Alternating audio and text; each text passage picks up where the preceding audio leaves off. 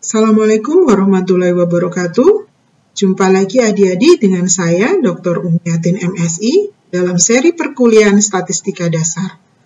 Pada topik yang keempat kali ini, saya akan membahas mengenai probabilitas. Apa itu probabilitas? Probabilitas adalah kemungkinan suatu kejadian dapat terjadi. Probabilitas juga merupakan dasar dalam statistika inferensial. Ketiga, probabilitas digunakan untuk evaluasi ketidakpastian dalam pengambilan suatu keputusan.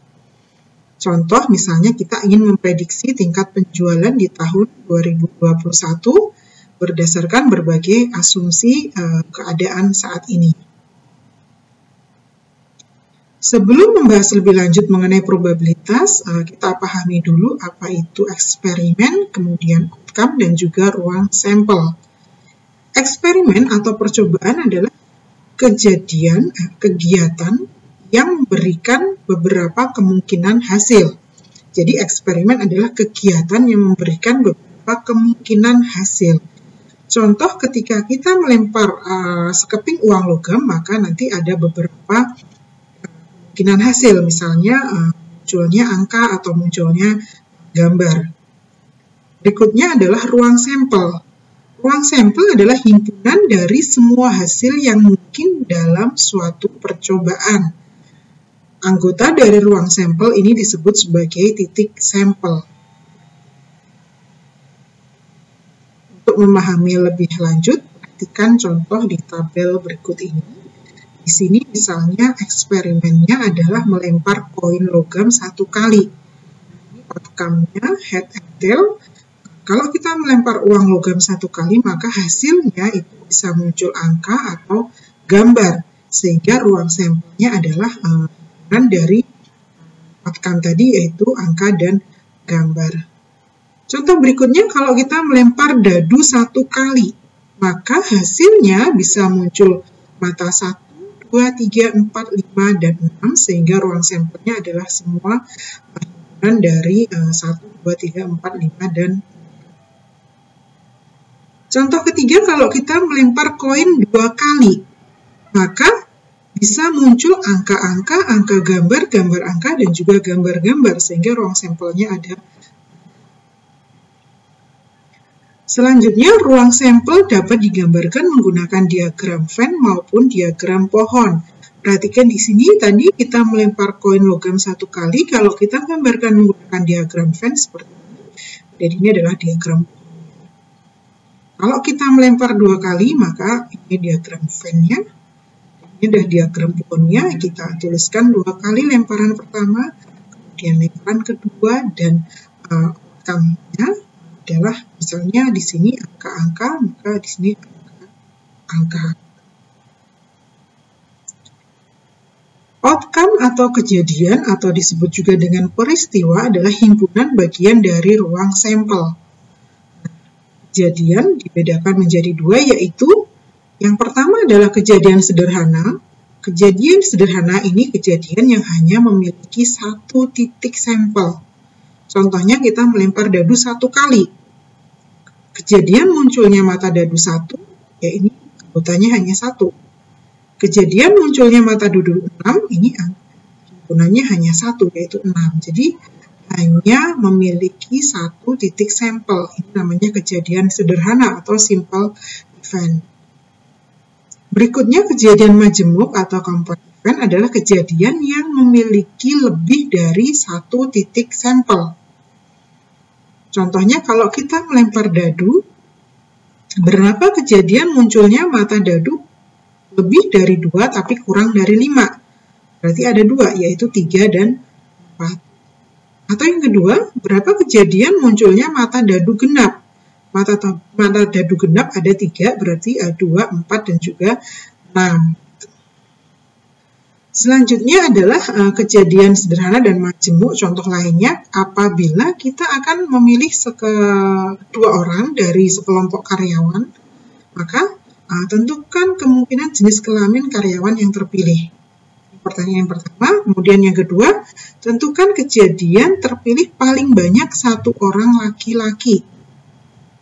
Nah, kalau kita gambarkan nanti kejadian sederhana jenis kelaminnya.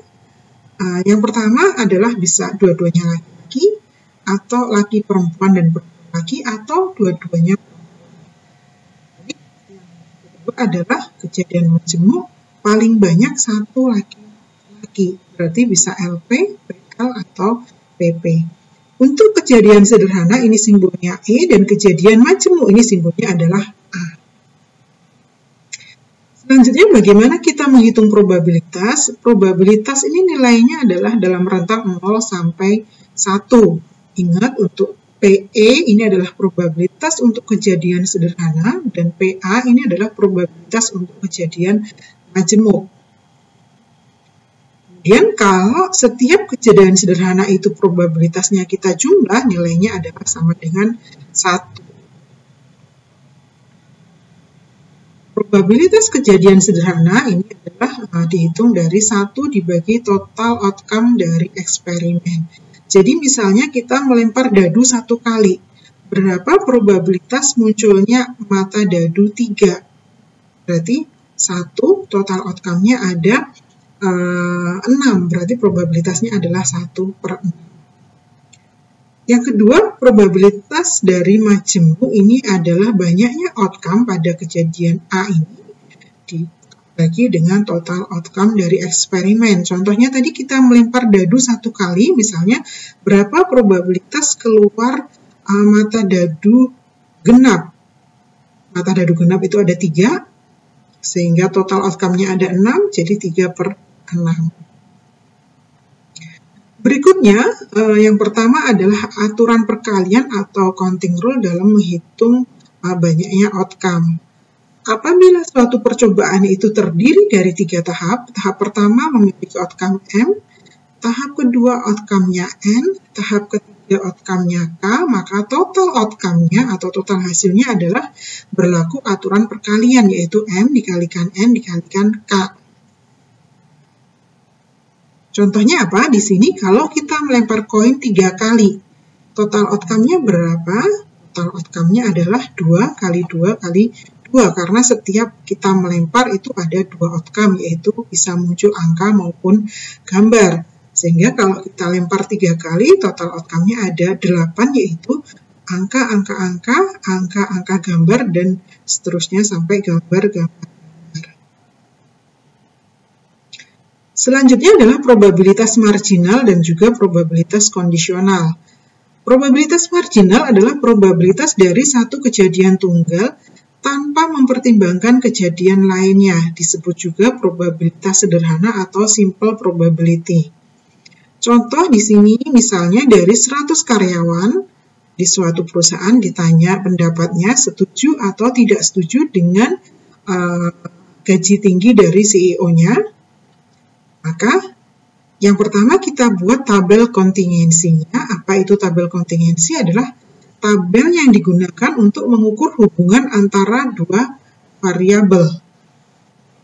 Untuk mengukur hubungan antara dua variabel kategorik, di mana di tabel ini merangkum frekuensi observasi dari setiap kategori.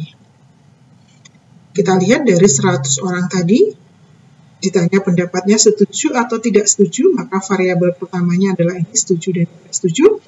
Kemudian jenis kelaminnya laki dan perempuan.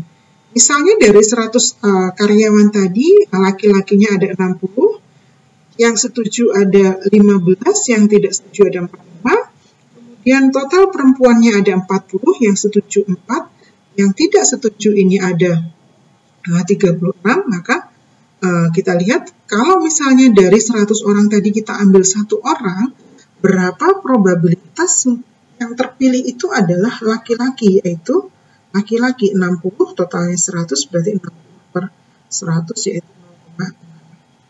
Kalau ditanya berapa probabilitas yang terpilih 1 orang itu adalah yang tidak setuju. Yang tidak setuju di sini ada 81, berarti probabilitasnya adalah 81/100 atau 0,81. Berikutnya adalah probabilitas bersyarat atau kondisional. Probabilitas bersyarat ini menunjukkan besarnya peluang suatu peristiwa akan terjadi yang didahului oleh peristiwa lain yang dependen terhadap peristiwa tersebut.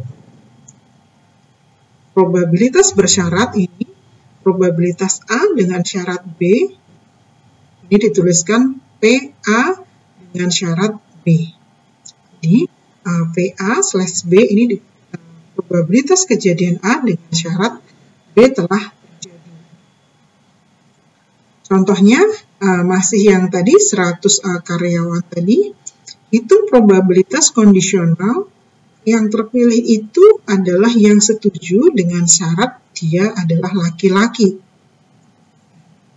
Kita lihat tabelnya ini tadi, laki-laki 60, kemudian yang setuju ada 15, berarti probabilitas yang setuju dengan syarat dia laki-laki adalah 15/60, bukan 15/100, tapi 15/60, atau 0,25. Kita juga bisa melihat dengan menggunakan diagram pohon. Nah, di sini probabilitas yang setuju dengan syarat laki-laki, maka kita buat dulu, kita pisahkan dulu yang laki-laki dan perempuan. Laki-laki 60/100, perempuan 40/100. Berikutnya baru yang pendapatnya setuju dan tidak setujunya. Nah, ini yang setuju laki-laki itu ada 15, berarti 15/60. Yang tidak setuju 45, berarti 45/60. Nah, ini yang ditanya, probabilitas yang setuju dan dia syaratnya adalah laki-laki. Dari diagram pohon kita bisa melihat di sini, ini 15/.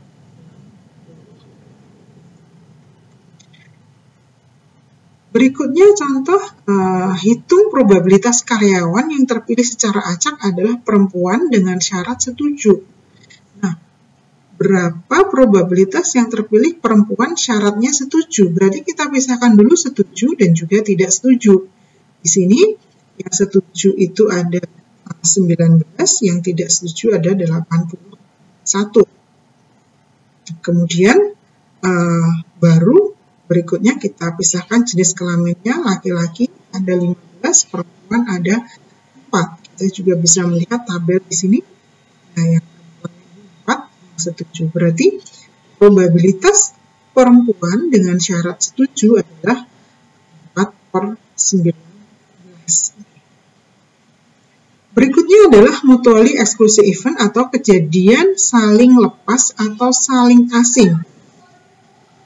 Disebut juga saling eksklusif, saling tidak mempengaruhi.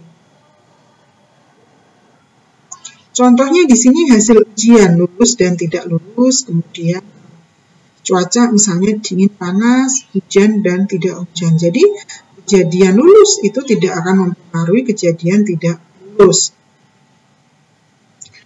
Berikutnya adalah contoh lagi di sini. Misalnya kita melempar dadu 1 kali. Nah, A ini adalah munculnya mata dadu genap dan B munculnya mata dadu ganjil, kemudian C munculnya mata dadu yang kurang dari 5. Perhatikan ruang sampelnya adalah di sini untuk yang genap 246, yang ganjil 135, dan yang kurang dari 5 adalah 1, 2, 3, dan 4. Nah, kalau kita gambarkan diagram Venn-nya ini kejadian A, anggotanya 246, yang B 135. Jadi A dan B ini adalah dua kejadian yang saling asing atau mutually exclusive. Sedangkan A dan C, kita lihat A dan C, ini ada irisannya, maka ini disebut mutually non-exclusive. Berikutnya adalah independent dan juga dependent event. Dua atau lebih peristiwa dikatakan independen jika terjadinya satu peristiwa tidak mempengaruhi terjadinya peristiwa yang lain. Kita tuliskan PA dengan syarat B ini sama dengan PA, atau PB dengan syarat A ini sama dengan PB. Jadi pada suatu kejadian independen apabila berlaku ini, PA dengan syarat B ini sama dengan PA, atau PB dengan syarat A ini sama dengan PB. Maka ini adalah independen. Lawannya adalah dependent. Kalau dependent berarti satu peristiwa akan mempengaruhi terjadinya peristiwa yang lain. Jadi kalau dependent maka PA dengan syarat B ini tidak sama dengan PA. Dan juga PB dengan syarat A tidak sama dengan PB. Contohnya di sini kejadian independen dan dependen. Perhatikan di sini dari 100 karyawan tadi, masih yang contoh ini. Sebelumnya, apakah setuju dan tidak setuju dengan gaji CEO-nya yang tinggi? Nah, ini pertanyaannya, apakah kejadian female dan juga yang tidak setuju ini merupakan kejadian yang independen?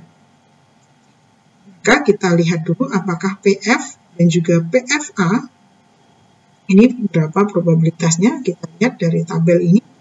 Untuk PF, probabilitas perempuan itu adalah 40/100, dan probabilitas perempuan dengan syarat dia tidak setuju itu adalah 4/19. Kita lihat di sini nilainya tidak sama. Jadi ini adalah kejadian yang dependent, karena syaratnya kalau independen, tapi di sini tidak sama. Berarti ini kejadian female dan tidak setuju itu adalah dua kejadian yang dependent atau saling bergantung.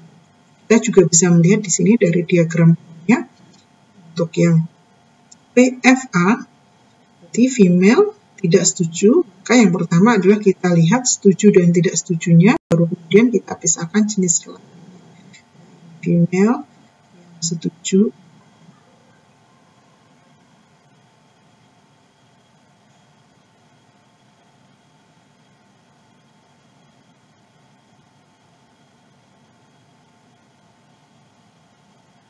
berikutnya adalah komplement dari suatu kejadian.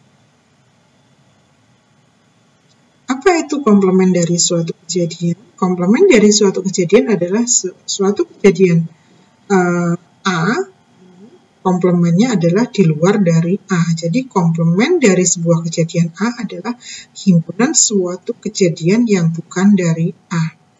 Perhatikan di sini diagram Venn-nya. Kalau ini kejadian A, maka ini dari A. Contohnya di sini ada 2.000 pembayar pajak, kemudian 400 sudah diaudit paling sedikit 1 kali. Kemudian jika dipilih 1 orang secara acak, apakah komplement 2 kejadian tersebut dan berapa probabilitasnya? Di sini kita definisikan A ini adalah pembayar pajak yang telah diaudit minimal 1 kali. Ini maaf, ini salah. Ini minimal 1 kali. Kemudian yang A bar ini adalah pembayar pajak yang tidak pernah diaudit. Jadi kalau yang A diaudit minimal 1 kali, komplementnya adalah yang tidak pernah diaudit. Sehingga PA-nya adalah 400/2000, dan P dari komplement A ini adalah 1.000 dibagi 2.000, yaitu 0. Berikutnya adalah irisan kejadian. Misalnya kejadian A dan B ini adalah 2 kejadian dalam satu contoh. Maka kejadian A dan B menggambarkan seluruh hasil yang menjadi bagian A dan B. Dinyatakan dengan diagram ini namanya kejadian A dan B atau irisan. Probabilitas dari A dan B ini dinyatakan dengan irisan A dan B. Ini disebut sebagai joint probability atau probabilitas bersama, atau disebut juga probabilitas gabungan. Jadi istilahnya bisa joint probability atau probabilitas bersama atau probabilitas gabungan. Probabilitas A dan B ini adalah PA dikalikan PB dengan syarat A. Contohnya, perhatikan di sini dari 40 orang pada suatu kantor dipilih 1 orang secara acak, berapa probabilitas yang terpilih itu adalah perempuan dan juga lulusan universitas. Perhatikan kita buat tabel kontingensinya. Ini college graduate dan ini adalah college graduate. Kemudian ini adalah jenis kelaminnya. Ditanya berapa probabilitas perempuan dan lulusan universitas. Berarti perempuan dan lulusan universitas. Nah ini berarti probabilitasnya adalah kita dapat hitung 4, perempuan itu adalah 13/40, kemudian lulusan universitas dengan syarat perempuan ini adalah 4/13, sehingga probabilitas bersamanya F dan G adalah PF dikalikan PG dengan syarat F, kita kalikan yaitu 0,1. Atau kita bisa cek di sini di tabelnya.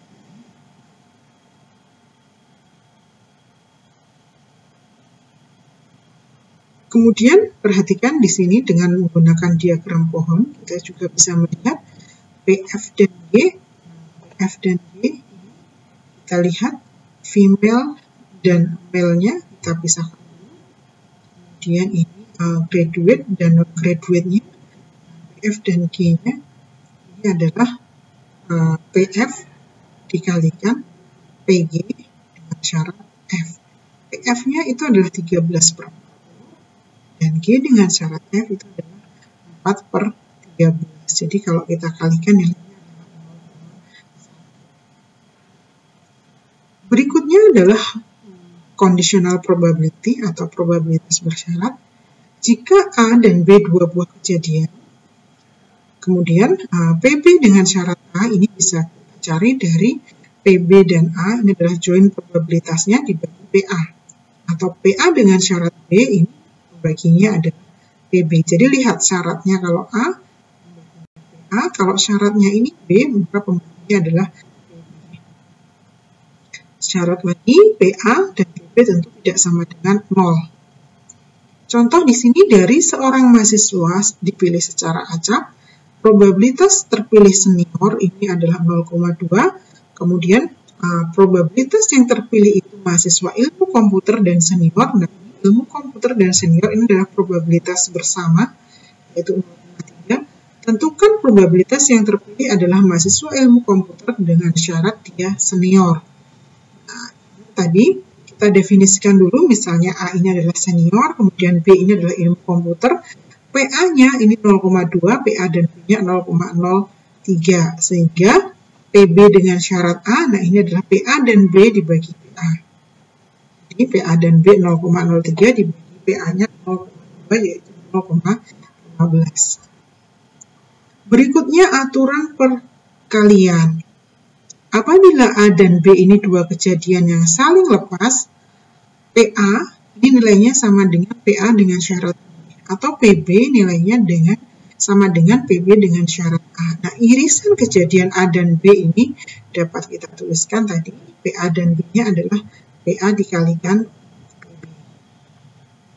Contoh di sini perhatikan, apabila probabilitas seorang pasien ini alergi terhadap penisilin 0,2. Kemudian obat ini diberikan ke 3 pasien. Pertanyaannya, berapa probabilitas ketiga pasien itu akan alergi? Yang kedua, berapa probabilitas sedikitnya satu pasien yang tidak alergi? Nah, kita bisa menggambarkan diagram pohonnya seperti ini. Pasien pertama alergi 0,2, tidak alergi berarti 0,8. Pasien kedua, alergi 0,2, tidak alergi 0,8, dan seterusnya sampai pasien ketiga. Pertanyaan yang A tadi adalah, berapa probabilitas ketiganya alergi? Kalau tiga-tiganya alergi, berarti kita ambil yang pertama, PA, B, dan C. Berarti tiga-tiganya alergi, probabilitasnya adalah 0,2 dikalikan 0,2 dikalikan 0,2, yaitu 0,00. Kemudian yang kedua tadi, berapa probabilitas sedikitnya satu pasien yang tidak alergi? Sedikitnya satu pasien yang tidak alergi itu bisa PA, B, C, yang ini yang alergi, kemudian ini yang alergi, atau tiga-tiganya alergi, karena sedikitnya satu pasien yang alergi, berarti tiga-tiganya alergi bisa. Sehingga untuk yang tiga-tiganya alergi, kita jumlahkan masing-masing. Jumlah 0,032 ditambah 0,032 ditambah 0,128 dan seterusnya sampai yang 0,12 ini jumlah. Berikutnya adalah probabilitas gabungan. Di sini dua kejadian A dan B, gabungan dua kejadian A dan B ini disimbolkan dengan A gabung B. Ini dibacanya A atau B. Contoh di sini, apabila seorang rektor di sini mewacanakan bahwa mahasiswa harus mengambil kursus etika sebagai syarat kelulusan. Kemudian dilakukan survei terhadap 300 tenaga fakultas dan mahasiswa terkait wacana tersebut. Hitung probabilitas satu orang yang dipilih secara acak tersebut adalah tenaga fakultas atau yang setuju. Jadi pertanyaannya, berapa probabilitas satu orang tenaga fakultas atau yang setuju terpilih? Kita gambarkan di sini pendapatnya, misalnya dari 300 tadi, ada yang setuju, ada yang tidak setuju, ada yang tidak berpendapat atau netral. Kemudian ada faculty member, ada studentnya.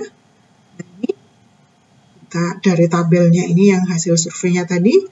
Berikutnya, A ini ambil misalnya A ini adalah tenaga fakultas dan B ini adalah orang yang setuju. Yang setuju dengan wacana tersebut, maka kita definisikan A ini adalah fakultas dan B ini adalah orang yang setuju. Kemudian kita lihat PA untuk yang fakultas ada 70/300. Untuk yang setuju kita lihat totalnya ada 135, berarti 135/300. Sehingga PA dan B ini PA dikalikan PB syarat A, nah ini nilainya adalah 0,1. Dengan aturan penjumlahan, kita dapatkan PA atau B adalah PA ditambah PB dikurangi PA dan B. Jadi kita jumlahkan dulu PA ditambah PB dikurangi PA dan B. PA dan B ini tadi namanya adalah probabilitas bersamanya. Probabilitas gabungannya adalah PA ditambah PB dikurangi PA dan B. Berikutnya aturan penjumlahan di dalam kejadian yang saling asing atau mutually eksklusif. Apabila kejadian itu mutually eksklusif, PA atau B itu adalah PA ditambah PB. Contohnya kita melempar dadu 2 kali. Berapa probabilitas kedua mata dadu yang keluar adalah 5, 7, atau 10? Kita gambarkan dulu tabelnya. Ini untuk lemparan pertama, mata dadu 1-6, lemparan kedua 1-6. Berapa probabilitas mata dadunya 5, 7, atau 10? 5, ini 5 itu bisa 41, 32, 23, 14, dan seterusnya. Kemudian 6, ini 10. Nah, yang ditanya, probabilitas mata dadu 5, ini ada 4, 4/36, 7, ini ada 6, berarti 6/36. Kemudian yang 10 itu ada 3, berarti 10 ada 3, berarti 3/36, sehingga tinggal kita jumlahkan totalnya 0. Contoh berikutnya adalah di sini ada probabilitas seorang setuju dengan rekayasa genetika adalah 0,55 dan yang tidak setuju adalah 0,45. Apabila kita pilih secara acak, gambarkan diagram pohonnya, hitung probabilitas sedikitnya 1 dari 2 orang ini setuju. Solusinya kita definisikan dulu, misalnya F ini setuju dan A ini tidak setuju. Nah, ini orang pertama ini setuju 0,55 probabilitasnya, tidak setuju 0,45, orang kedua setuju 0,55, dan seterusnya. Sehingga di sini final outcome-nya dan probabilitasnya PFF. Nah, 0,55 dikalikan 0,55. PFA 0,55 dikalikan 0,45. Probabilitas sedikitnya 1 orang yang setuju. Sedikitnya 1 orang yang setuju berarti bisa PFF, PFA, dan juga PAF.